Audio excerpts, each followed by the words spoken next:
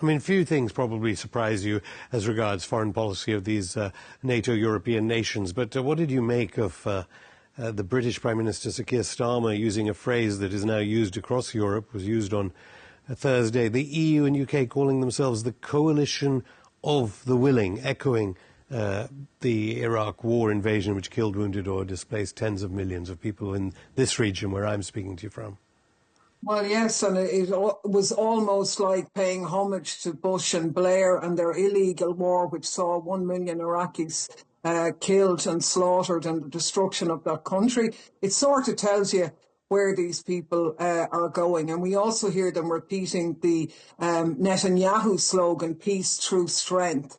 And, this is the direction that these people are clearly going. I mean, the truth is they've been on a military bend for a long number of years now, and they seem to be dumbing down on it. It's interesting that the figures that they're talking about 800 billion on defence, they've even come out and said that Europe has to get used to trimming its welfare budget, because they obviously haven't got the money for paying for all of this, if we want to become a warfare state. And of course, nobody asked the people of Europe about that. Quite clearly, people would much prefer to see that money spent on things that would actually make them safe, like a roof over their head, enough food on the table to deal with the devastating cost of living crisis that these people caused in the first place with their ridiculous response to an involvement in NATO's incursion on Russia's border, and tragically using Ukraine in that aim. I mean, it is disaster all around, and they're actually doing the absolute opposite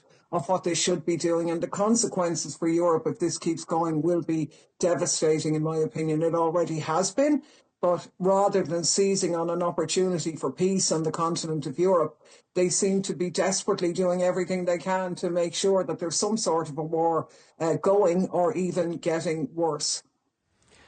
I mean, It's astounding. I can't make it out myself. I mean, I knew that these were the most incompetent group of leaders ever at the helm of Europe, but they're largely incoherent as well, because while they're whinging about the US, at the same time they're whimpering at Donald Trump's feet and saying, oh, no, we want to work with you. We will increase our military spend. We'll bring it up to 5%. We'll go there.